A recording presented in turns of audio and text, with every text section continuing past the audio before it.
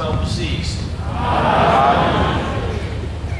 Ngicela nje ukuthi ngabe ngivaka ngithi inkosi uNyazi yaphila wehlandwe ngikulo ebuhleni. Amen.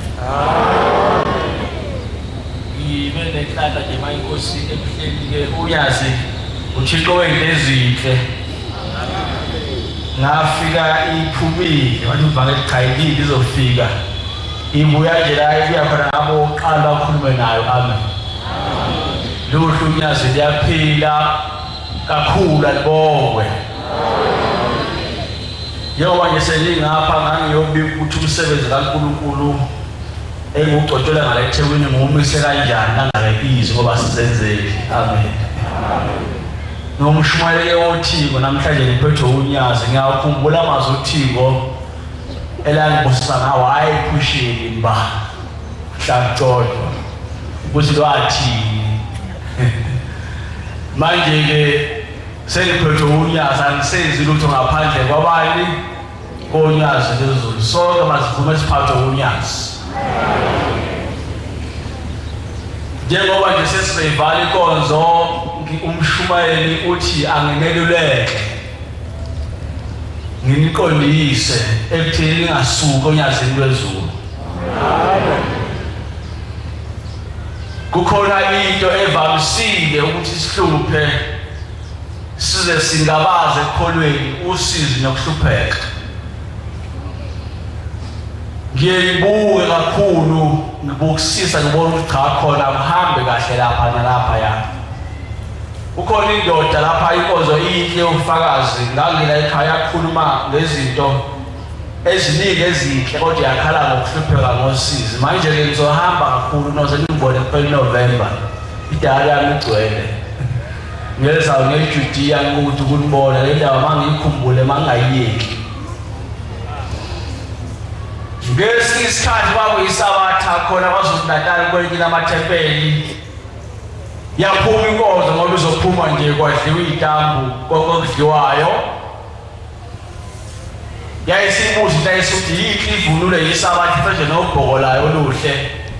Yathi mntakamkhulu wathi lo wathi lo obingelele abantu ekucela into kuye ubusayicele engakuphi usuke njani lo muntu. Yathi leyiphendulayo usuke engakufuni. Ithi lebuzayo uyazi ubani lo engicela into angangiphi ushebe ningahleki.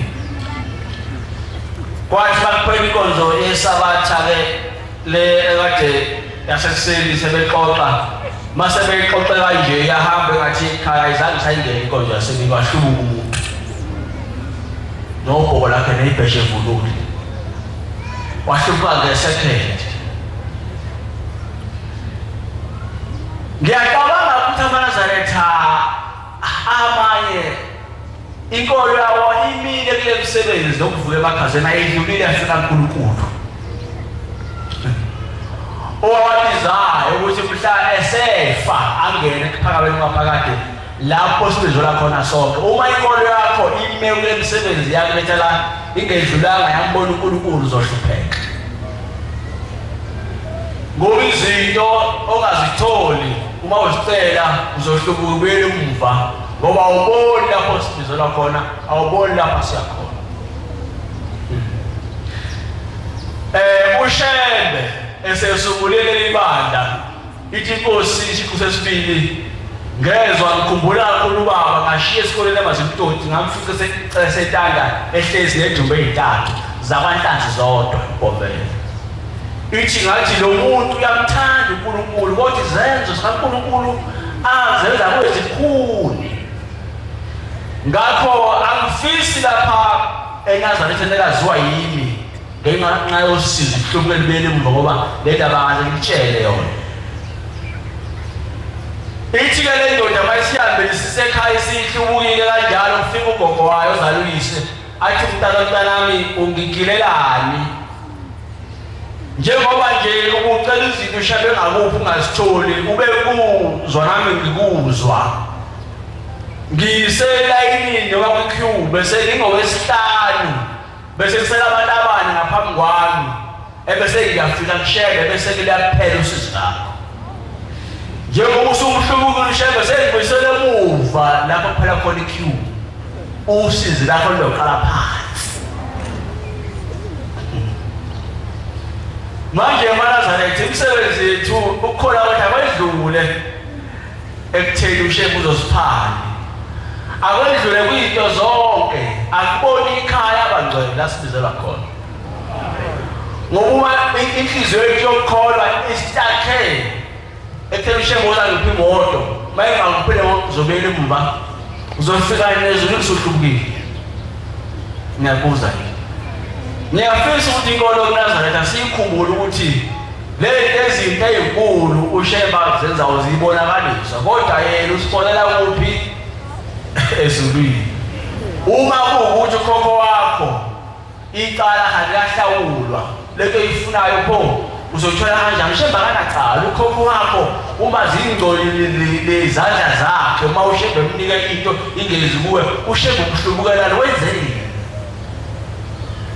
umshumayelo wami uthi ngesinye isikhathi ngiyawazi nomuzi kwakunosizo olukhulu ngisho tshala umbila nje awuncashele isidaba silibikho lingani izulu libe nomdumo wemvula kube kuhle imizi itshalo kulo muzi nje wakwamabhida noma bangatshala inhlobo nembewu akuchumi lutho ayikasigani ingane baze bayakhona umshumayelo wakithi wezinkonzo khona uthe sekube ekhaya kwafika umnumzane walowo muzi sewashona wambeza negama ngoba uma akamshumayeli wami babe yintombi kanye nalensizwa wathi sakubona mntakano uMavithi uNomavithi umakhuzwayo ozala umshumayeli lo wakithi ngikubonile lapha kithi yothandaza akho mthakathi obulala umuzi singadani ingane batshale ingabe khona ukudla yimi lo ngahamba akaze bangenzela umsebenzi ngibheke uthi ngayibona inyawo zimthwalo zingaka wathi ngizulwa ngaphandle komuzika abangenzela ukuthi khona nje zingadani ingane betshala ukuthi angabikho ngoba yimi abangenzela umsebenzi akho mthakathi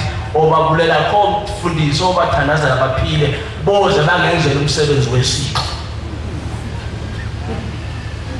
ngakho kaNazaretha msana ubele umva ngendaba yosizi sezwana amen msana uhlibunya ngendaba yosizi uyazi alonelo uthixo kodwa amakhaya kwenu lapho nivela khona kakulungile kahle mhlambe lezo zethu lesinazo nazo ziyahluka kodwa ikakhulu uma sibona kumnyama phambili kumnyama emumva lapho siphuma khona funani ngemnikelo ukuthi ukhokho wakho wagcina hambe kwenzakale njani ngoba uzohlubuka ubuyele emuva kanti ukhokho wakho usewunamba 2 nje ukuthi afike unyazile ukukhulule uyithole imoto kodwa ungabekezeli kwakho usuhambile uDanyeli lapha eBhayibhelini nofunde ekhaya chapter 10 wake wathandaza 10 insuku za 22 kwafika ingelosi kuye yathi isikhulu saseParas yasho njalo besinivalele sangijamela intimidation sangijamela kabi sangithibela kuze wafika uMichael wangiqobisa impi ngayinqoba nangu umthandazo wakho uNkulunkulu kodwa wezwa ngemini yokuqala uthandazile hayi namhlanje kodwa bengibanjwe isikhulu saseParas singithibele emkhathini okuthiwa yizomkhathi kwaze wafika uMichael ke wangilwisana lempike senginqomelele sengila umthandazo wakho uphenduliwe kodwa after 21 days delay unempe phezulu ngakho-ke manazana ngiyacela ukuthi bonke abantu babone ushembe ngenxa yosizi nongatholi into abayifunayo bangahlubuki babele ngoba ukhokho wakho sekusele nje abantu ababili abesekhululwa nawe ebese uyakhululwa lingabuyile emva sizwana benikhokhela ngalokho inkosi ususele kuzwile ngicela u-142 esovala ngawo emva kuba sesithandaza bakubheka asibusele inkonzo inkosi ibusisa ukuphakama kwabangcwele